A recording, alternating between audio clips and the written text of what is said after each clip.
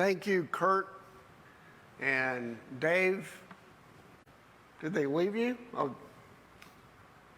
So when they get back, and Dale, thank you for the music. I am also grateful for people who can make adjustments very quickly, as Karen and Sonia just did, because you'll notice in the worship bulletin, it says John 8, 1 through 8, and it really is 1 through 11. So very quickly, they made the adjustment to get the other verses up there, and Karen looked it over, and thank you for doing that wonderful job with reading, because those last few verses are really important to finishing up the story.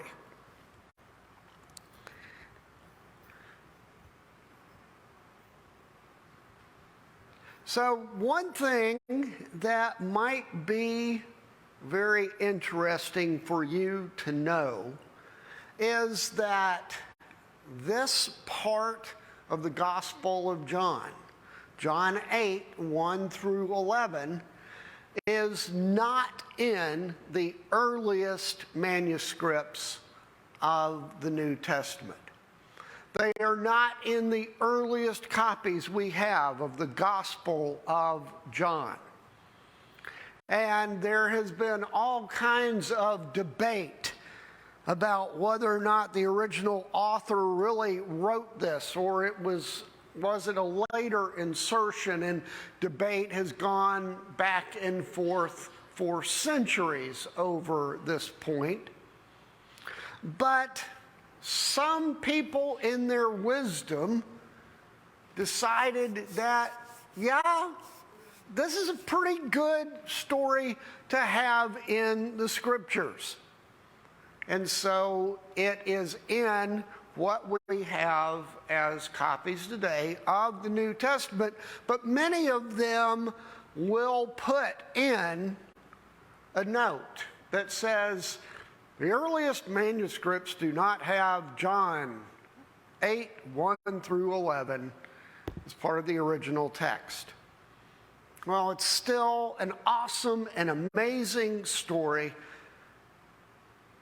and not in the least little part due to what it teaches us and what it shows us about Jesus, about his love, about his compassion, about the attempts to trick and to trap Jesus, and about the amazing, astounding wisdom and looking into the hearts of people Jesus was able to do. And so we have this story before us. It takes place at the temple. And the temple was the center of Jewish religious life. And the temple would have frequently been packed with people coming there to worship, coming there to offer praise, coming there as part of a pilgrimage from other lands even. People coming to the temple at Jerusalem to sacrifice, to offer prayers, to offer their gifts, to pray, to worship. Gatherings of people, crowded. And Jesus went there to teach. And the Pharisees and the Sadducees knew that he would be there to teach. And so they looked for an opportunity to trap him, to put him in a situation where he would make a mistake that would hurt his image, his reputation, that would make it easier somehow to get rid of this upstart preacher that people were swarming to, flocking to hear what he had to say. So Jesus arrives and he begins to teach, and as usual, we will now pause for a commercial announcement. Kurt, Dave, Dale, thank you for that excellent gift of music. We appreciate that. It was wonderful, and it certainly honored Jesus and his teachings. And with that segue, I'm back into John 8. And so they're gathered there listening to Jesus' teachings. And the Sadducees and the Pharisees drag this woman that they have caught in adultery, and they drag her before him, throw her in front of them. Teacher, this woman was caught in adultery. What do you say we should do with her? And what they hope they have done, what they think they have done, is create a no-win situation for Jesus. On one hand, if he condemns her and blesses the following judgment for adultery, which in those days was being stoned to death, then the Romans could easily be led to see that this upstart preacher had led this unlawful riot to stone this woman. And so he would be on the Romans' radar, even more so than he already is, as one who might stir up violence. If this happened this time, what might happen the next time?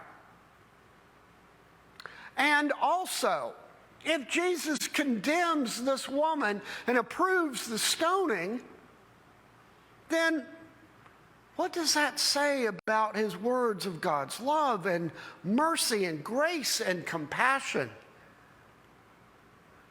Jesus doesn't look so great in that regard anymore.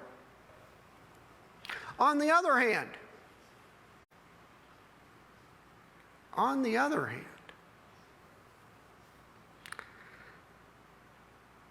with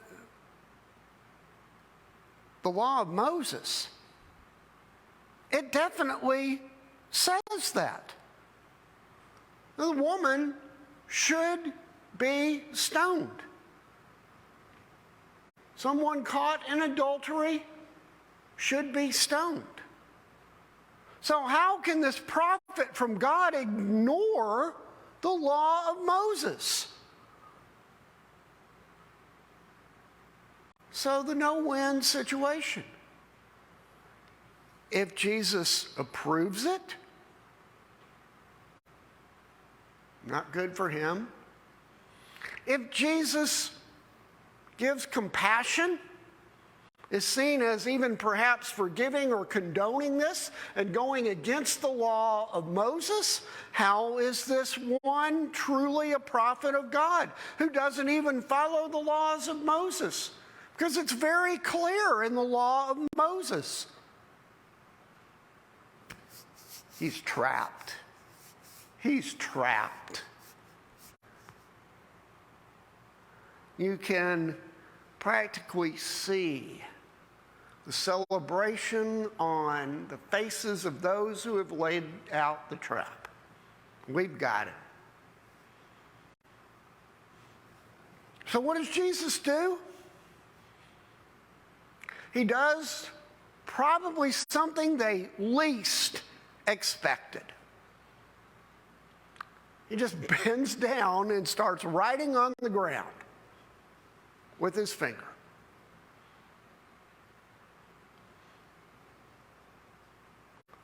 Jesus, did you not hear what we said to you? This woman has been caught in adultery. The law says we should stone such as these. What do you say? Why are you writing on the ground, Jesus? Jesus? Hello? Oh. Oh. Oh my. Oh my. Well.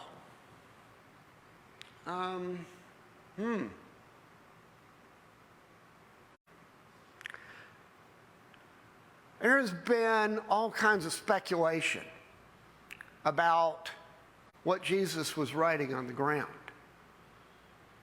And one of the speculations is that Jesus was writing on the ground sins. Sins that those people in the crowd just might have done themselves. A listing of certain sins. And the people looking at what he's writing recognize some of those and go, oh my, oops, well, And especially if Jesus got personal. Samuel beats his wife and children at home when other eyes can't see him. Thomas is embezzling from his business and his partners.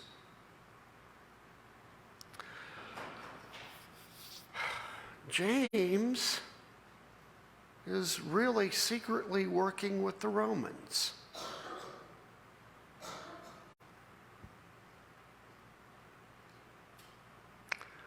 We don't know what was written. But whatever it was powerful enough to make a difference. For then Jesus stands up and he says, okay, let the one who has never sinned throw the first stone.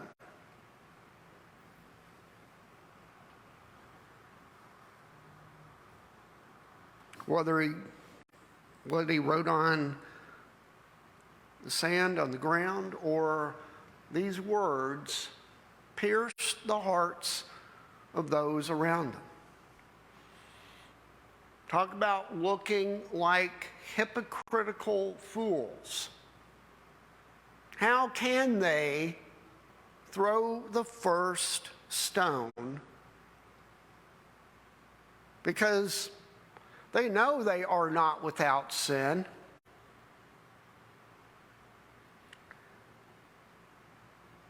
And it has pierced their purpose. It has torn it apart. It has reduced it to rubble.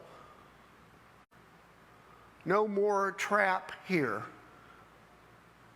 And the stones start to fall to the ground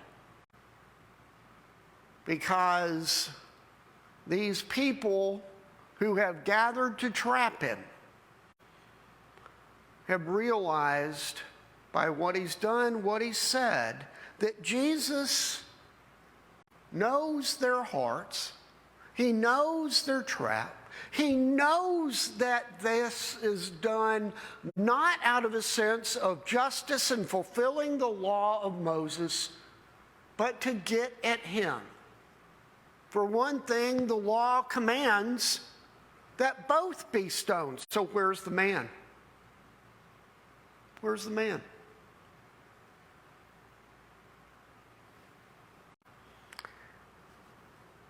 Jesus knows that they're just using this woman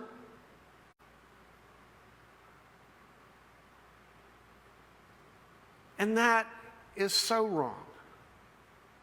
It's wrong on many different levels. And Jesus just disarms it. And they drop their stones and they start to walk away. Did you notice what it says? Beginning with the oldest, beginning with the ones of most life experience, those supposed to be the wisest, the ones who have done the most living, the most seeing the hearts of people.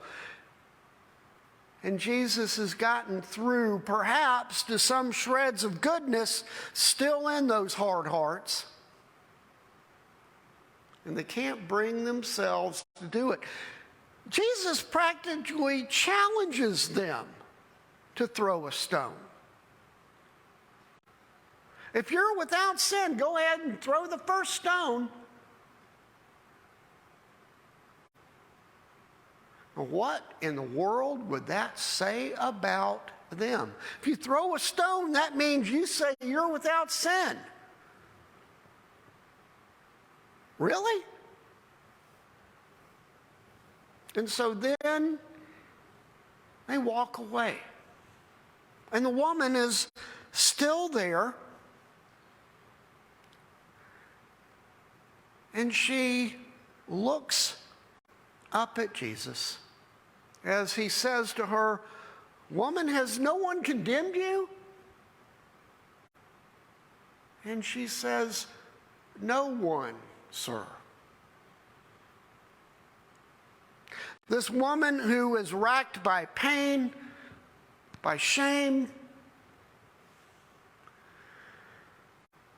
this woman who probably sees her death moments away, suddenly, miraculously, new hope, new life, maybe. But what will Jesus say? But Jesus is still there. What is Jesus going to say? And Jesus says, "Then neither do I condemn you. Go and sin no more." I don't know how many of you have ever seen the movie Dead Poets Society. 1989, starring the late, great Robin Williams. Fantastic movie. He plays John Keating, an English professor who specializes in poetry at Helton School. And it's set in the 50s, early 60s. And it is a prestigious preparatory school, and many of their students go on to Ivy League schools for college. Very highly esteemed, and you can imagine equally stuffy preparatory institution. And he is there on his first day of teaching. And you can imagine Robin Williams in the offbeat perspective he gives to this professor. And so, on the first day of class, he has them get up and they walk out into the main lobby of the school where there are trophy cases and plaques all around showing off the accomplishments of different teams and competitions that they have been involved in for the glory and honor of Helton School. And he invites them to look at the trophy cases and the pictures of the teams and look at the young men. And he says to them, "Do you imagine that they waited one moment to make the most of their lives?" And of course, the students are thinking to themselves, "No, of course not. They're not waiting." He says they are full of energy just like you. They are full of drive and passion just like you.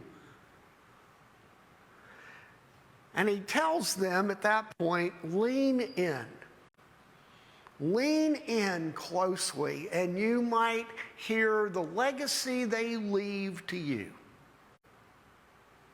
And so they lean in. And John and Robin Williams whispers, Carpe diem. Seize the day, boys. Make your lives extraordinary. Carpe diem. Seize the day.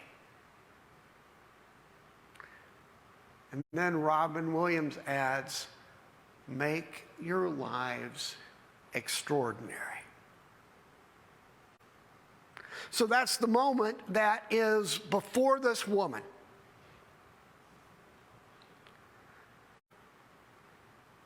This moment of new life. This moment where she can make a difference. And I have often wondered what happens in the life of this woman. Does she seize that moment? Does she seize the day, so to speak? And does she walk the rest of her life in a new direction? Does she take that moment and change? Is it a watershed moment for her that makes all the difference in her life? What happens with that woman? And unfortunately, you and I know that the individual is only one part of the answer or the potential answer to that question. Because the community that she's a part of will also play a role in making or breaking that fresh moment, that fresh start for her. What will she go back to? Will she go back to forgiveness and grace given by Jesus? Will they see themselves, their neighbors or friends, the people who know her?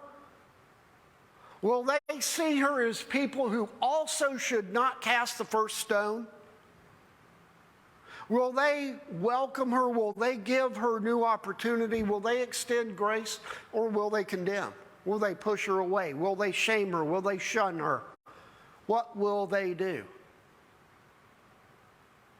And so that brings out one of the main lessons here in this gospel story. Is that each one of us has those opportunities to make a change, to seize the day, to make our lives extraordinary, to make a difference.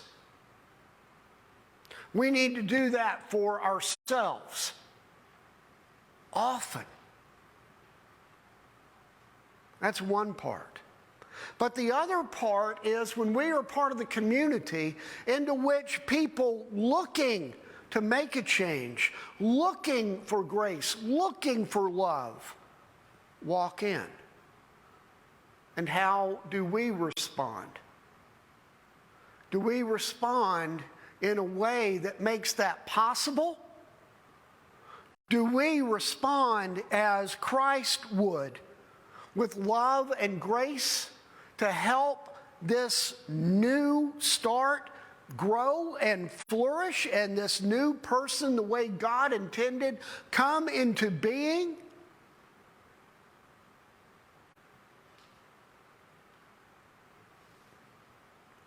Because we have gone from a no-win situation to a both-and situation. No win for the woman, no win for Jesus, to both and. this woman with a new opportunity, and the community for an opportunity to bless and give grace and love and help this new creation into being. Seize the day. Make your life extraordinary.